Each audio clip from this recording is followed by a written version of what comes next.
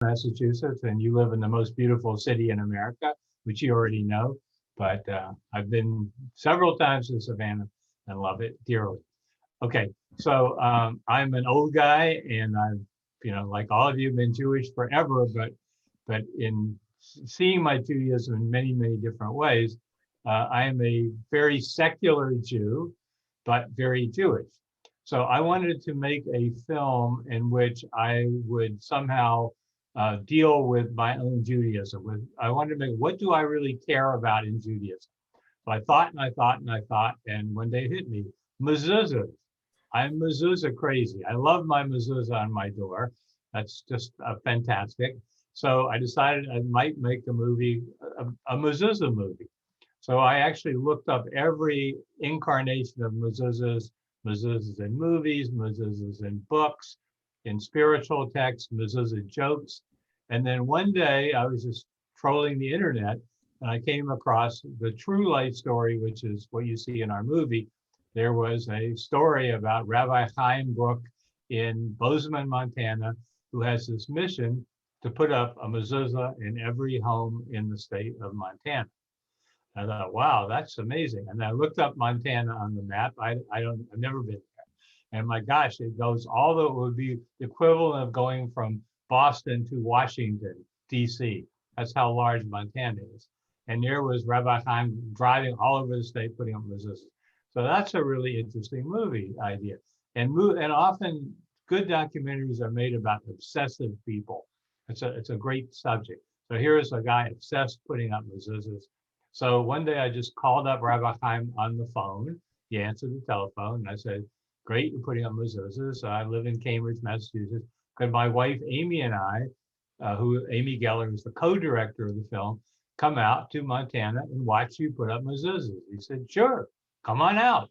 So without knowing anything at all, Amy, myself, and a cameraman took a plane to Montana, where we had never been in our lives, knew nothing about it. And we came to meet Rabbi Chaim, and we knew nothing really about him. As I said, I'm a secular Jew, and first of all, he's a Hasidic rabbi, and I don't know very much about this Hasidic world. And then I found out he was a Chabad rabbi. And honestly, Amy and I knew zero about Chabad when we started this film. So what you see on screen is really our journey of discovery, of learning. We learned about his family. We had no idea that he had 3 kids, and we had 2 more kids, and the story of having an African American. He has 5 altogether, right? 5 altogether, but 3 at first, and then 5 finally. And we didn't know about Chabad and adoption. We didn't know he had an African American child. So that was just the family dynamics were really interesting. And then there was a whole other story, because we found out not only was there one shul in town, but another one, and they didn't really get along. And suddenly there was drama. What's going on? What's wrong with these 2 synagogues that seemingly, at least the rabbis, are not crazy about each other? So we started just learning about what was going on in Chaim's life, learning about what's going on in Montana, and at the same time educating ourselves about the Hasidic world and about Chabad, and reading lots of books about Chabad.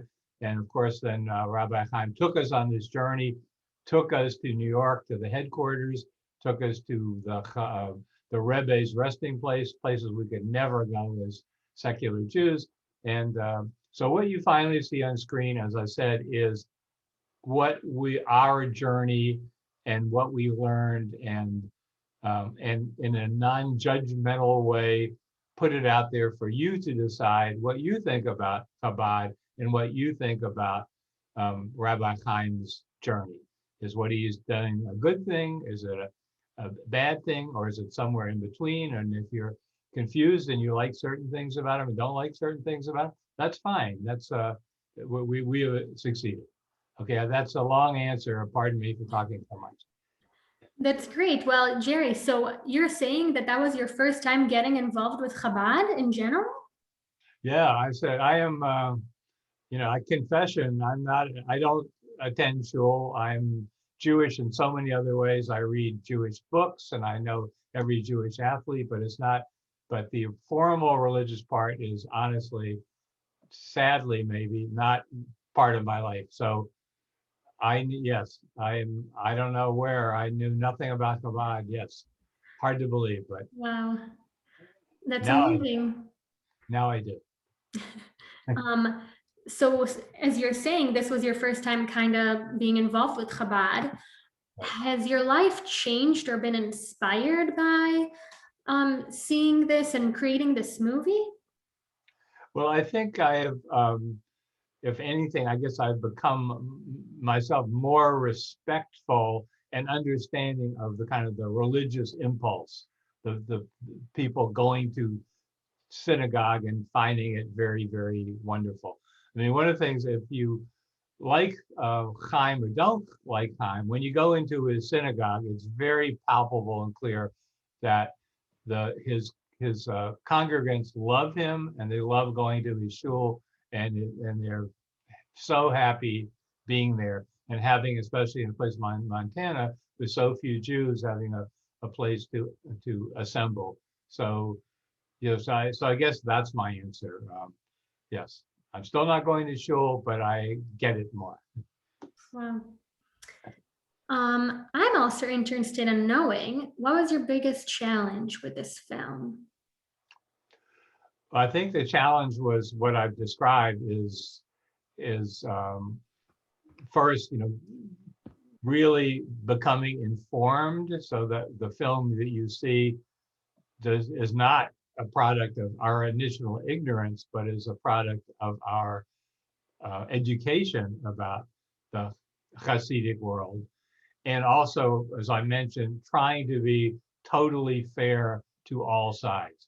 So our credo in making the film was that everybody should have their best argument, their best sentences, no matter what their position is. So that someone who's in the film watches the film, they can't say this misrepresents me. That's what I believe. And so I guess the greatest compliments we've gotten are the ones that mean the most to us are when people have told us you were really fair in this movie, and I appreciate that. That's what we like. It's not, I don't think we're being wishy-washy, quote, by not taking sides, but that was our strategy here, was to let audiences decide. And this is a belief that I have, is that audiences get smarter by making decisions watching a movie. It's like the audience is like a jury watching a film and hearing evidence on all sides and deciding things. It makes you sharper. It's good for you. And that films which sort of tell you, like most PBS programs tell you what to think, they spoon feed you with voiceover. You're just kind of being kind of dumb, even though you think you're smart watching PBS, but your own brain is not being used in the way I hope you is watching on a film. Thank you, Jerry. And I just want to remind everybody, if you have any questions, feel free to write them in the chat or raise your hand and I'll call on you. But I do have a few other questions for you, Jerry. I'm wondering if you got any feedback from the Montana Jewish community regarding this film. Well, unfortunately, this is a COVID problem that we were scheduled to, we rented ourselves the largest theater in Bozeman. And we were last summer going to go there and have a gala screening and bring all the rabbis, whoever wanted to be on a panel, and then see what people thought up front. That was obviously bit the dust. So we have not yet shown the film in Montana. You've seen it ahead of Montana. So we hear from a little bit from people, but we would like to know, far, far more. I can say that as far as the three rabbis, Rabbi Chaim was very, here, I'll backtrack up. When we first went out to see Chaim, he was so nice the first time, and he gave us access to everybody and to his wife Chavi and to the children. It was great. And then we wanted to come back again and come back again and come back again, which is what you do with a documentary. And he got suspicious. Why don't you, I told you everything. Well, you asked me that before. Why are you asking me this again? And so that each time we went back, Chaim was a little more exasperated that we were still making this damn movie. And he decided, and I completely respect this, to sort of cut out his wife and children after the first time we went there. I think that was his wife's decision too, wanting privacy. I said that's their prerogative. So he wasn't that happy as we kept reappearing. The other two rabbis were, very cooperative, and I think they agree that they are represented with what they say, but honestly, they don't like that my main character is a Chabad rabbi. They wish it were about other parts of Judaism. And it is about a Chabad. That's where we started. We started with Chaim. I'm not saying, I'm not a Chabad person in any way. Chabad did not give a cent of money to this film, but it's Chaim's story. And they are, I guess, kind of slightly to the side, but they have significant parts. But they're not as thrilled with the movie as Chaim. So Chaim finally, when he saw the movie, was so relieved and so happy. He didn't like certain parts where he is criticized, of course. Nobody likes being criticized, but he thought it was really fair. And he has said, and other Chabad rabbis who have shown the movie have said this, and we're very proud of this.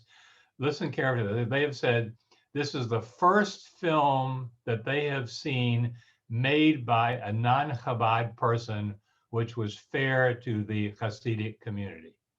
They assume every time a film is made about the Hasidic community, it's going to be a negative, an attack, and it almost always is. So yeah, we're very proud of that we succeeded that much, and that the facts that we have now about Chabad in the movie are facts that Chabad agrees represent what Chabad stands for. Wow.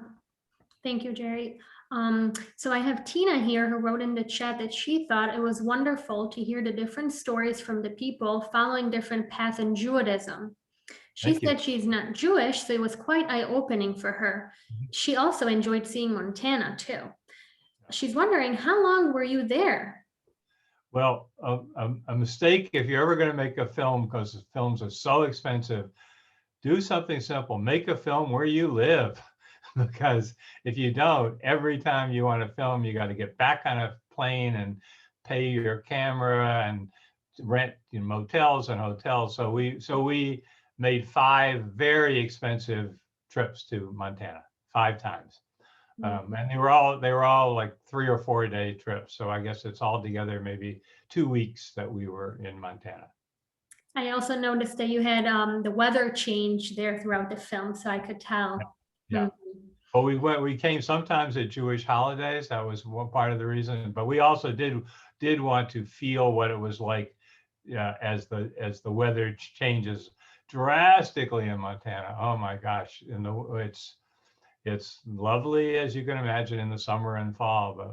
But we went in that deep winter, and I still remember several times when we almost went off the road with our cars because we're not used to, even from Boston, we're not used to Montana weather, which is often 10 below and 20 below and snows and but a lovely place. I mean, Montana is so beautiful. It is I recommend. That was one of the pleasures. On the other hand, every time Amy and I got in a plane, we're going to go see Montana again because we really like Bozeman. We really like being there. Great. So I see we have a hand raised by Adam. Adam, would you like to say something? He's muted. Oh, Adam, you're muted. Thank you for being a part of our experience and sharing your insight. I just want to affirm, in 2003, a film came out which was called Shalom Y'all, which was about Jews in the South, and it went from Tupelo, Mississippi to Savannah, Georgia, to featuring Kinky Friedman in Texas. And people on some level didn't like how they were seen, but most people were very, very proud of it. And it still resonates close to 20 years later. And I suspect your film will do the same for people who are in Montana today and people who who eventually moved to Montana. Thank you. Well, I hope it also resonates. I think another thing is just one of the great lines I think in the movie is when Rabbi Rostin, the woman rabbi, says, you know, I moved to Montana, and people said, why do you move to Montana? There are no Jews in Montana. And she said, there are Jews everywhere.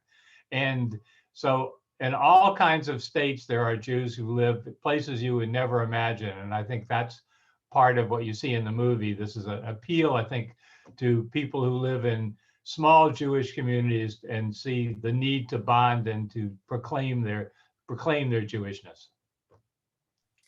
I agree, and I totally think that also by seeing your movie, you inspired at least myself to go and see Montana.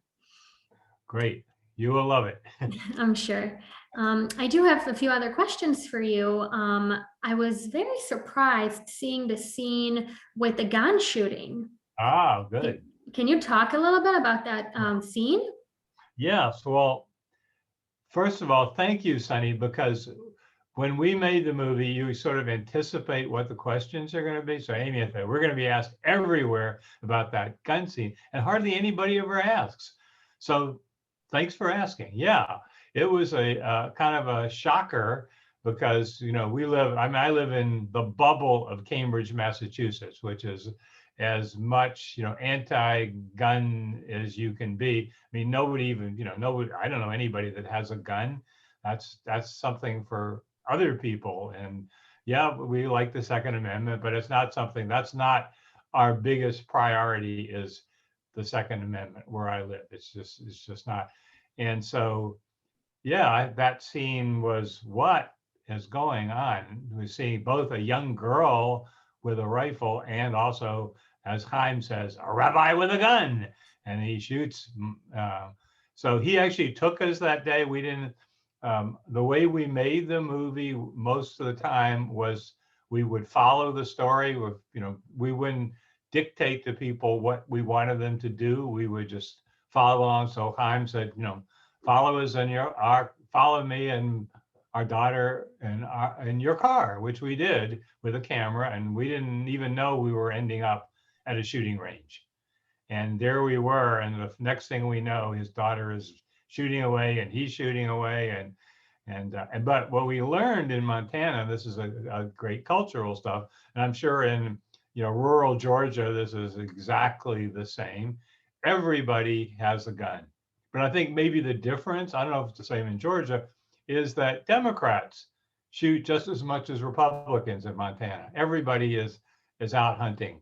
So nobody would blink in Montana looking at that scene of Rabbi Chaim at the shooting range. But I would assume that in many other parts of the country we show the movie, people would have their eyes open. So anyway, Sunny, you did. So thanks for asking the question. Definitely, yes. Thank you so much. I'm wondering if you can tell me whether you know what has been going on in those communities you visited in Montana now during the pandemic. I think, well, Montana is as you heard from Chaim, is a quote, libertarian state. So it's both Democrat and Republican. It leans Republican. What Chaim's shul is interesting, that it's half Republican and half Democrat, and seemingly, at least at the shul, everybody gets along. And that was one of the things we wanted to do in this movie, by the way, was kind of bridge the gap. We live in, you know, blue state, Massachusetts, and we wanted to go to a redder state and see in this world of people being totally divided, if we could actually talk to someone on a bit on the other side of the spectrum. And Chaim was the guy we wanted to talk to. So that's a second reason to make the film. And that we succeeded in. So Montana is, I am a total masker, wear your masks. And so Montana, being a libertarian state, is not always up there with people wearing their masks. I must say that Chaim and his shul his synagogue has gone virtual, so he is not having, you know, live services. And I can say, you know, openly that I am very critical of Chabad in New York City and Hasidic world, and for having those huge gatherings, which put not only the Hasidic community in danger, but put other people in danger. The same thing I say about, like, college kids now on the beaches of Florida without masks. So I'm happy to say Chaim has been a masker and is doing the right thing in his shul. But I think Montana, because of its libertarian nature, and for some reason people think we're not wearing a mask is a libertarian thing to do. It's all over the place. Yeah. Thank you, Jerry. And it's nice to hear that you're still somewhat in touch with Chaim. And Oh, absolutely. Yeah. Adam, would you like to add something? Sure. Jerry, I noticed that the film obviously came out and played all the major film festivals before COVID hit, including New York, LA, Boston, Atlanta, Jerusalem, Tel Aviv, and then COVID hit. Has COVID actually helped in the distribution and eyes on, because you had to that you shifted to this type of format? That's a great question. Yeah, so we had the luck that for the first months of the film, we opened at the San Francisco Jewish Film Festival, and we played, as you said, in Atlanta, and we played a few places. We had the luck that we got to travel with the film a bit, which is really your dream when you make a film. Like, I would love to be there, honestly, in Savannah in person. Love it so much. Can't do that. But so we at least had that few months before we got nipped in the bud last March, a year ago, and we had 9 live screenings in March, and they all got canceled, and they're gradually, being put up. So it's a different world doing Zoom calls, but it's really nice. It's really nice. I've gotten to enjoy it a lot. This is great fun for me to meet people from different Jewish communities, see their faces up close, and chat away. The one place that we have gained is this, because that was a brilliant question, is that we've shown in a couple of real theaters which have now gone virtual, which would never have shown this film before, because they would never give us a literal house in their theater for a little movie like this. So we played 7 weeks in Chicago at the Gene Siskel Center, and we just played 3 weeks in Los Angeles at the Laemmle Virtual Centers. And Laemmle theaters would have never played our movie, but now they played it because it didn't cost them anything. They just put it up as one of the films. So that's where we've stretched out a bit. So you gain, you lose. I think we've done really well. We're up to over 80, like 85 screenings of our film. And I think in our wildest dreams, we would show 50 places, not thinking that. Yeah, so we've done okay with our movie. Does anyone go into this with the idea they're going to make money? No, I mean, this is my 3rd feature film. And if I ever had thoughts from the first one of making money, I've learned if you're an independent film, there are a few filmmakers who do quite well, and the best is if you can sell your film to Netflix or something like that. But if you're a regular documentarian like I am, the next level down, as Amy Geller and I are, the best you can do is to break even with what personal money you put into the movie. That's without getting any salary ever. You'd work with 3 years on this movie and not 1 cent of salary. Luckily, I'm retired now, but I was a college professor, so I have a day job allowing me to work on stuff. But we did stuff like a Kickstarter campaign for this film and try to find several, nice, wealthy donors, and it's really, really hard. So no, don't make independent documentaries if you want to make a fortune. Do anything else. Does the fact that Chabad is now showing this film in different communities, etc., do they pay a license fee? Do you do this out of the goodness of your heart? No, they pay a license. We don't, we're beyond, no goodness of the heart with film. We like to get rental fees. That's important. Yes. And a lesson is for filmmakers, the places that pay the best are, guess what? Jewish film festivals.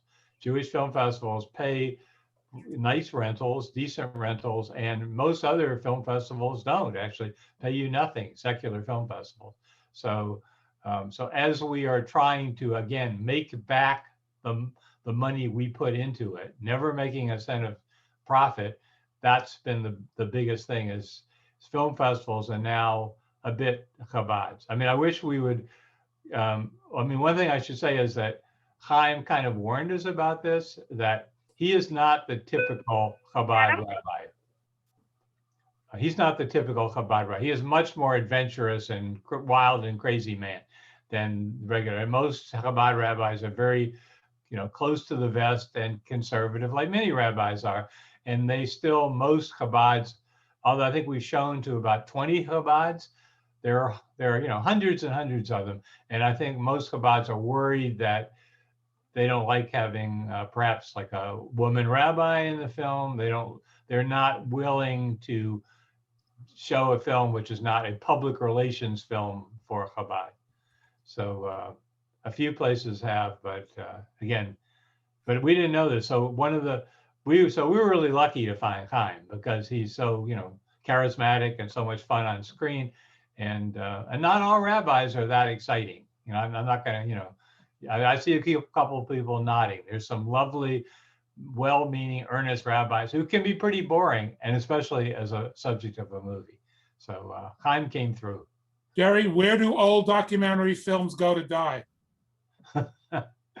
I don't think there's a elephant burial ground, but they just kind of wither away after a while, and nobody shows them anymore, which is what, where my former documentaries are. Some, DVD sitting in my house, but that's what happens. Are you hopeful that this might get licensed by an Amazon, a Netflix, a Vimeo, for a fee at least? Well, every one of them are different. So some are not, even though you can license, you don't make any money. So we will not get licensed by Netflix, which pays a fortune. So we are probably going to get onto maybe a minor PBS kind of thing that doesn't pay much at all. So no, I think we're coming to the end of our money. We got to make it other ways, not with this film. It's not. When a film like this would show on a PBS 2 years from now or 3 years from now, do you receive like a royalty akin to like what actors do? Nope. PBS gives you like a one-time payment, and it's not very much. So then in essence, it almost goes into the public domain. Close, a little bit better. Yeah. Any other questions from other people? Anybody? I'm trying to see if there's a hand. Okay, Zuza, yeah. I can't. Oh, we can't hear you. Okay. Yeah, I missed seeing the movie, and where can I find it, and how can I watch it? Zuza, I will email you after this, and we'll see how we can make sure that you Okay. watch it. That's Okay, awesome. thank you. We also have a question from Larry, who's raising his hand. Larry, just unmute yourself.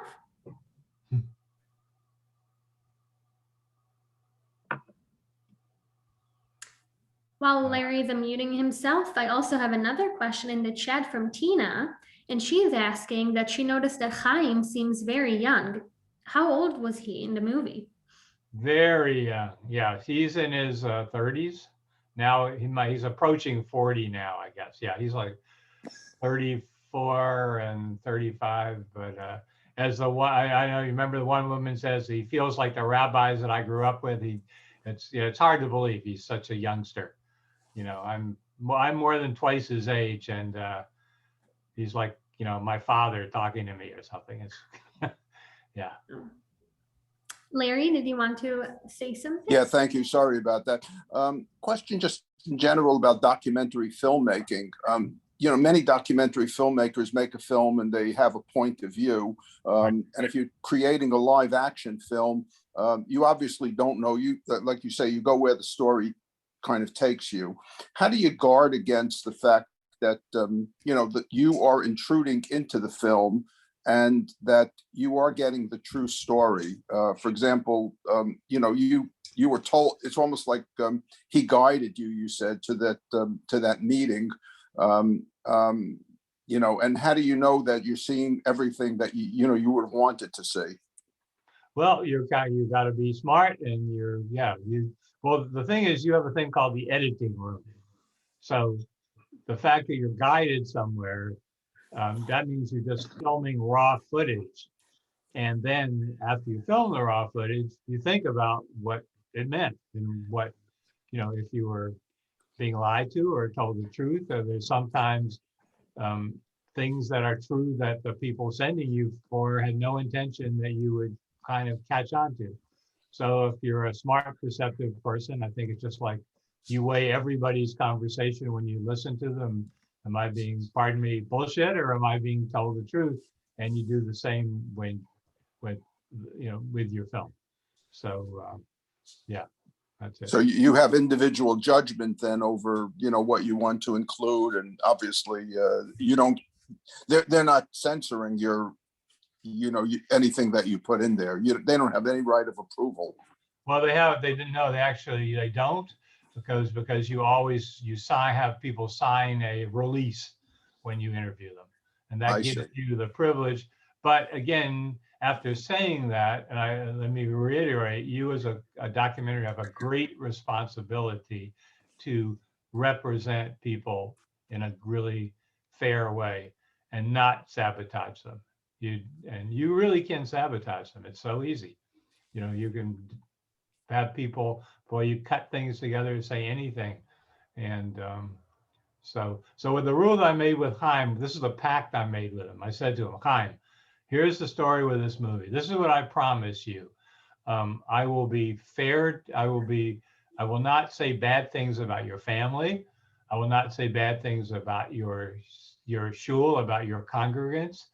And I didn't say bad things. I will try to be very fair about Chabad and the Rebbe, who was, of course, completely holy for him. But you are fair territory, Chaim. I can, you know, if people say bad things about you, they could be in the film. That's the deal. And he agreed to that. And that's what because we'd sometimes do Q&As together. And he, at this point, praises Amy and I for that he didn't know if what we promised him would be true. And the promise was true. We kept our promise completely. So at this point, Chaim and Amy and I get along very, very well, which is lovely.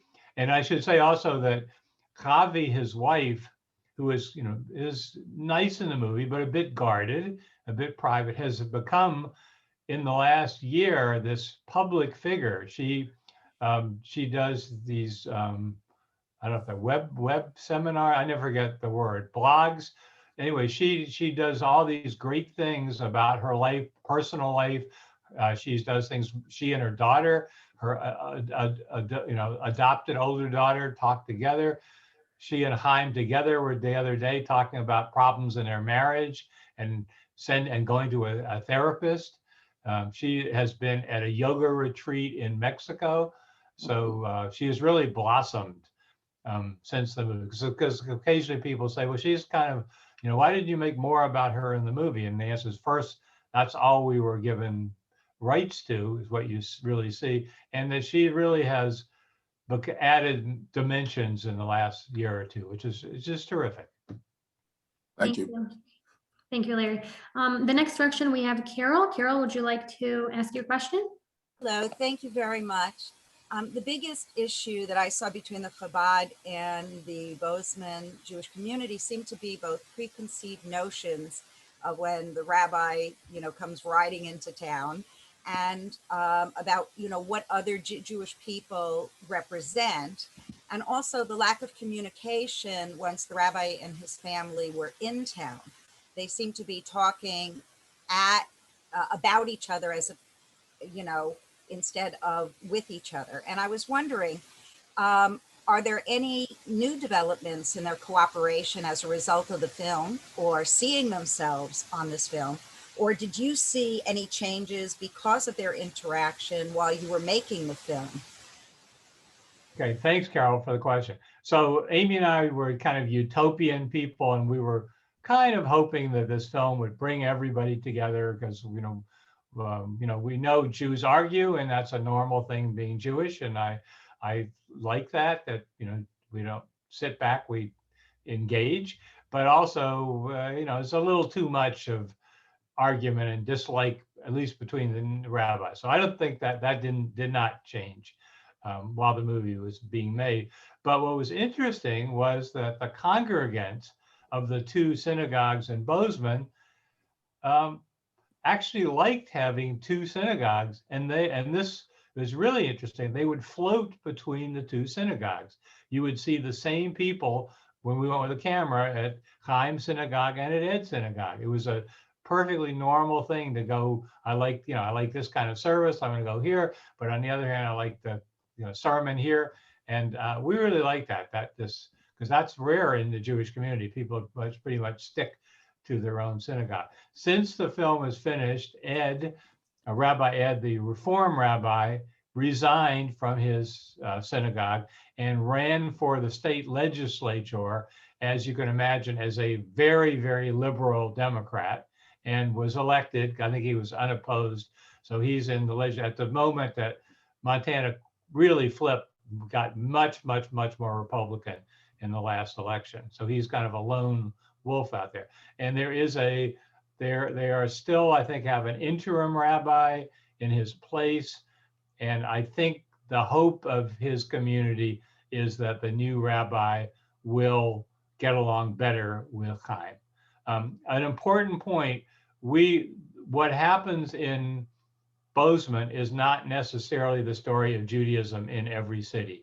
This was the deck of cards we were handed, that these rabbis did not get along, but we know, I don't know what it is like in Savannah, but we've talked to people in other communities who say the Chabad rabbis are totally friendly and get along great with all the other rabbis. We're in Palo Alto, California, for instance, and we showed the film. The Palo Alto Chabad rabbi was in the audience, and he stood up. What a wonderful film. And then several people came up to us afterwards. We're not Chabad, but everybody loves him. He's a really popular figure in our town. And other Jews saying this. So our local Chabad rabbi and his wife, the Rebsons, they are amazing. They are charming, they're creative, they're open to working with the local rabbis, or at least to work around the local rabbis so that they don't get in the way. And right. Maybe for your next film, you'll come to Savannah and do a story about them. Okay, well, as I say to every movie, lovely idea. I'd love to make another film. Figure out the way to give me like $300,000, and I will be in your community filming, because this is the thing about documentary. I'm also a journalist, so people can give me a journalist idea and it costs me nothing. I can just write a story. But every time someone gives me a wonderful film idea, I go, oy gavolt, that's wonderful, but I can't afford to make it. I have to raise the money every time. But that would be good to have a film about a good relationship. And I'm very glad to hear that the Chabad community in Savannah is an open and friendly one. Thank you. Thank you.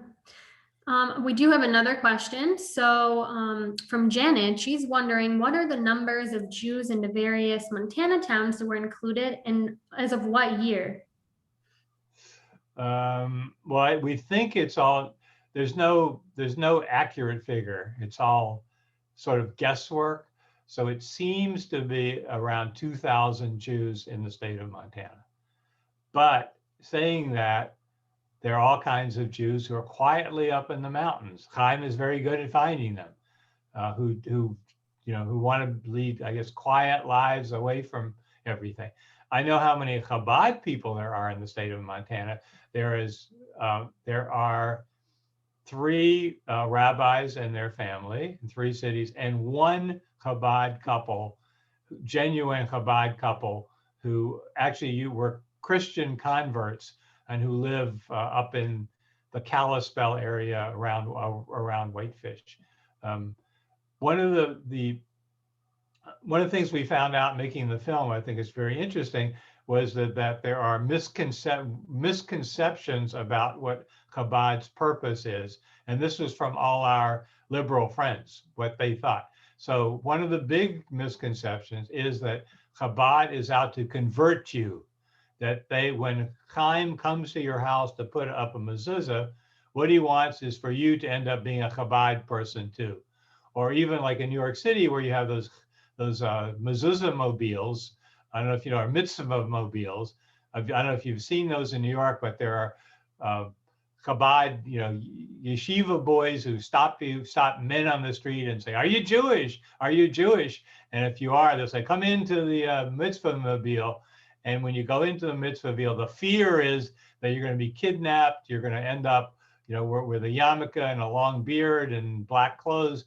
And the truth about all those things is that they have no interest in you becoming Chabad, but Chabad really wants you to do mitzvahs, whether it's putting up a mezuzah or being wrapped in tefillin, or whether women putting up lighting candles.